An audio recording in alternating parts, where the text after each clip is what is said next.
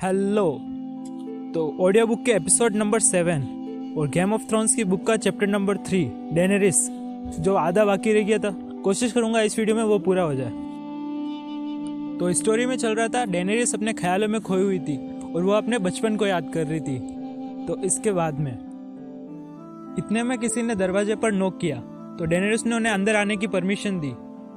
Magistrate इलिरियो के नौकर अंदर आए और उन्होंने डेनेरिस का झुककर अभिवादन किया और वे अपने अपने काम करने लग गए।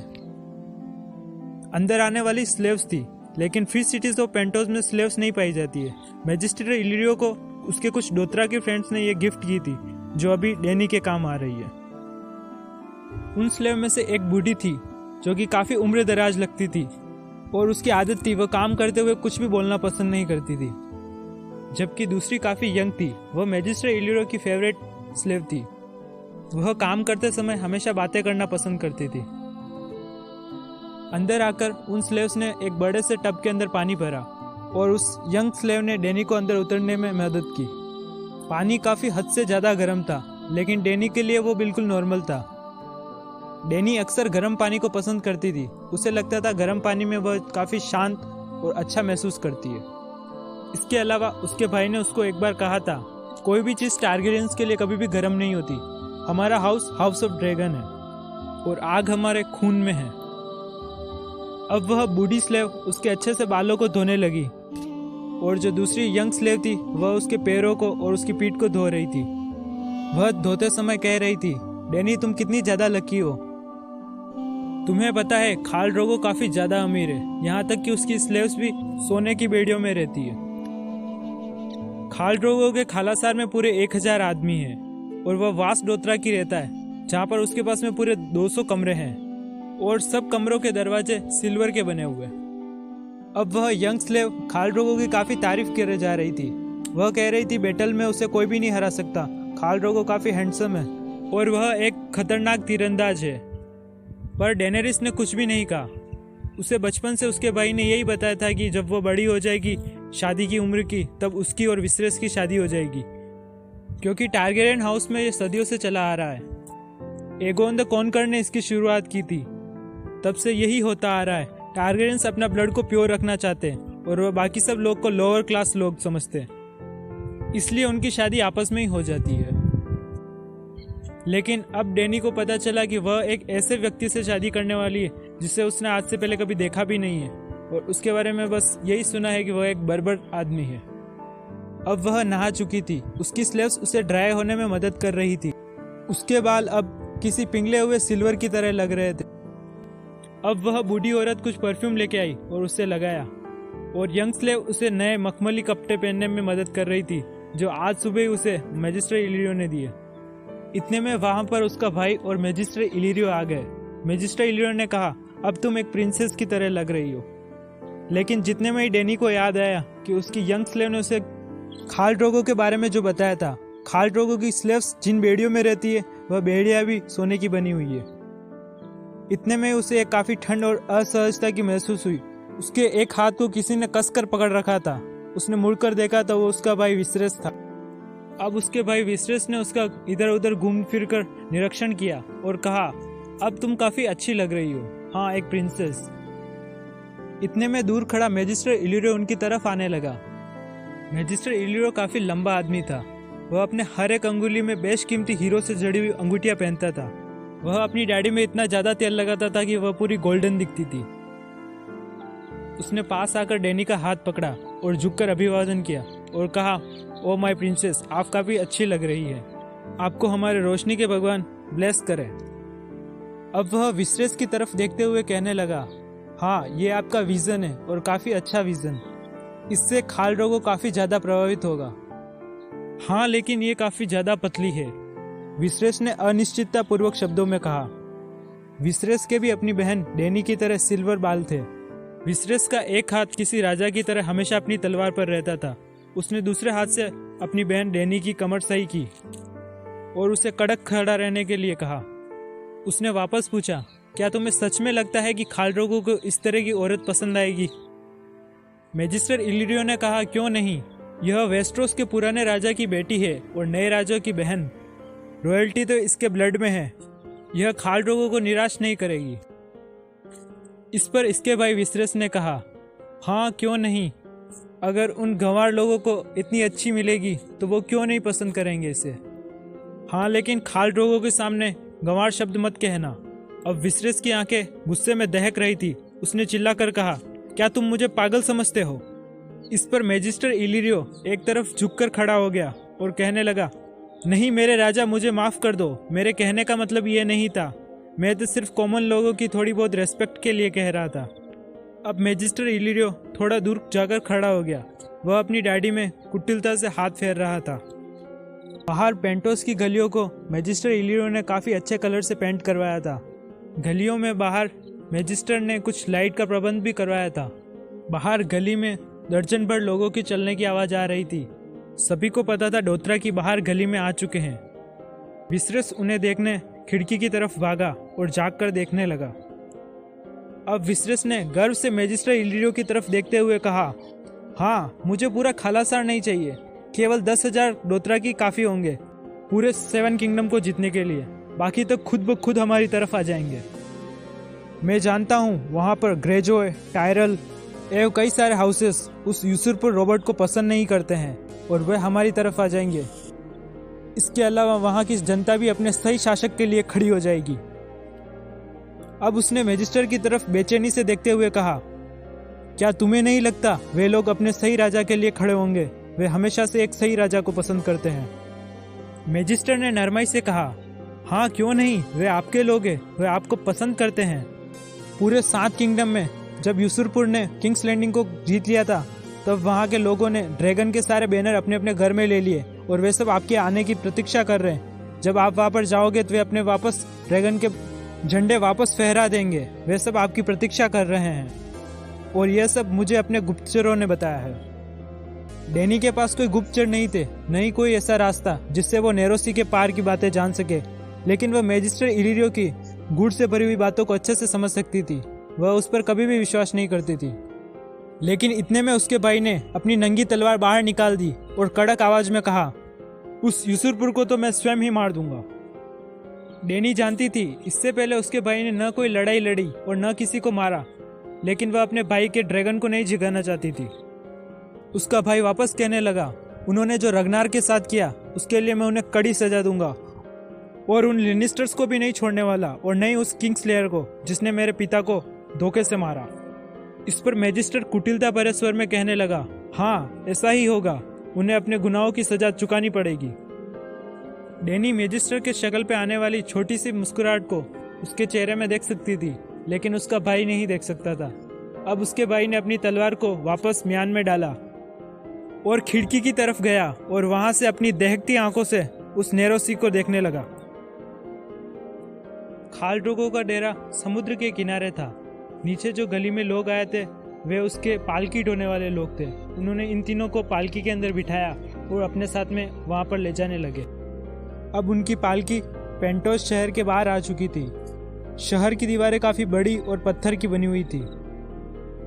पेंटोस बाकी शहरों जैसा नहीं था।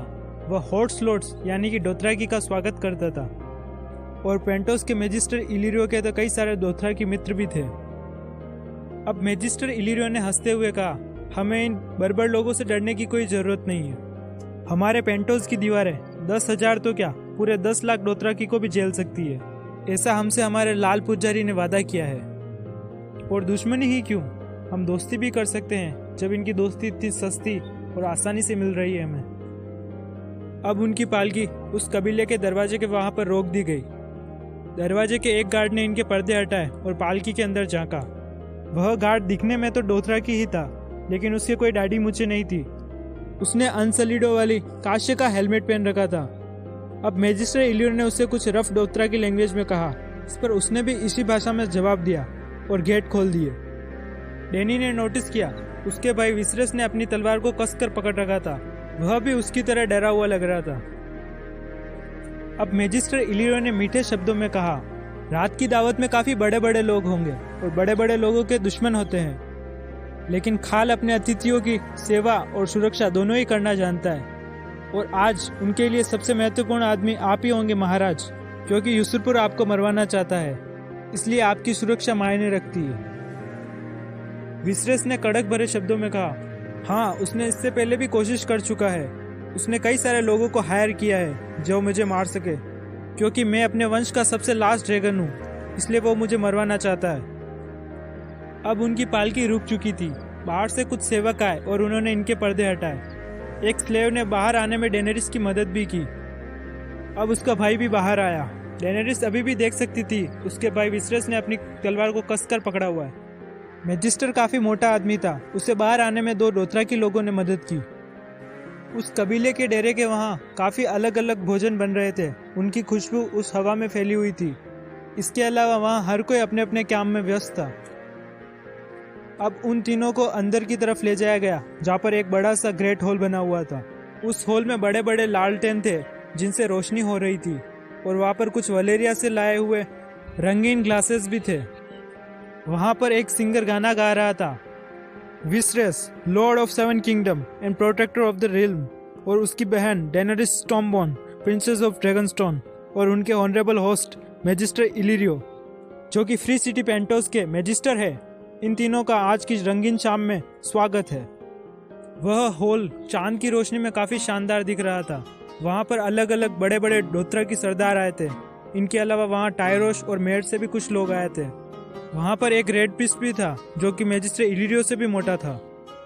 डेनी ने इन लोगों को बड़े आश्चर्य से देखा। फिर उसे महसूस हुआ कि वह अकेली औरत है यहाँ पर। अब इलिरियो इनके कान में फुसफुसाते हुए कहने लगा, वो दूर खड़े जो तीनों हैं वे तीनों ब्लड राइडर है खाल ड्रोगो के, और उनके पीछे जो खड़ा है वह सर जोरा मोमेंट है। इस पर डेनेरिस ने चौंक कर पूछा, एक नाइट? हाँ, लेकिन अब नहीं, उसे अब वहां से निकाल दिया गया है।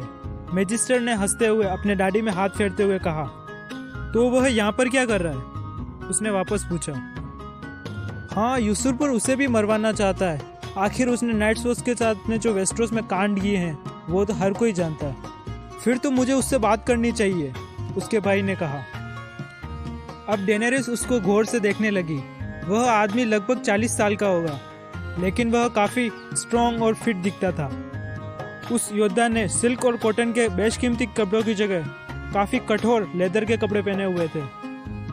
वह अभी भी सर जोरा मोरमेंट को देखे जा रही थी, जितने में उसके कंधे पर किसी ने ठंडा हाथ रखा और कहा, ओ माय स्मॉल प्रिंसेस, वो देखो खाल ड्रोगो पीछे खड़े हैं।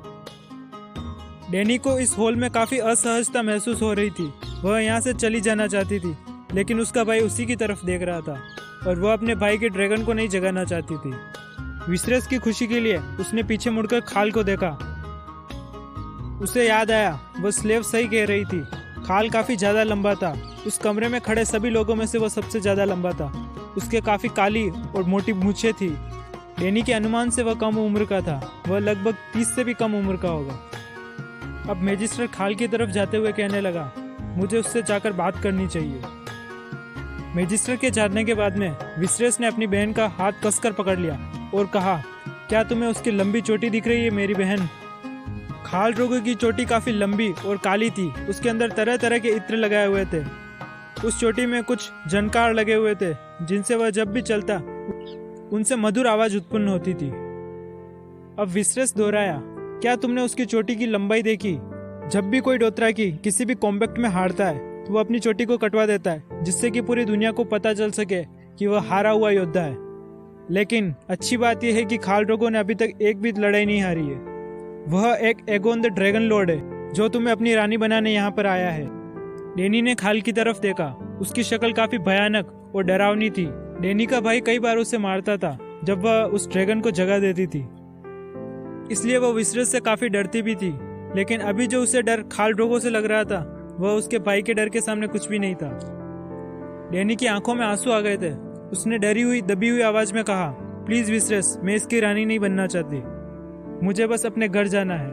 प्लीज मुझे घर ले चलो। इस पर विसरेस ने कहा, घर? विसरेस की आवाज काफी कम थी, लेकिन उस आवाज में आने वाले गुस्से को वह महसूस कर सकती थी। अब विसरेस ने कहा, प्यारी बहना, तुम्हें अपने घर जाना है। तुम्हें समझ नहीं आता उन लोगों ने हमारा घर छीन लिया है हमसे।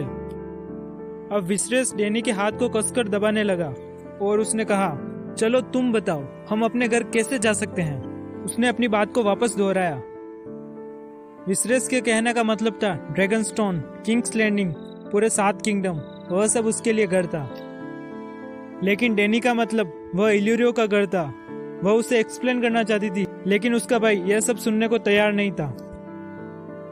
विसरस के लिए कभी कोई घर हुआ ही नहीं, न वह इल्यूरियो का घर और न ही वह लाल दरवाजों वाला घर। अब उसने अपनी बहन का हाथ कसकर दबाने लगा। वह एक उत्तर की प्रतीक्षा कर रहा था। इस पर डैनी ने दबी हुई आवाज में कहा, मैं नहीं जानती, माफ कर दो मुझे।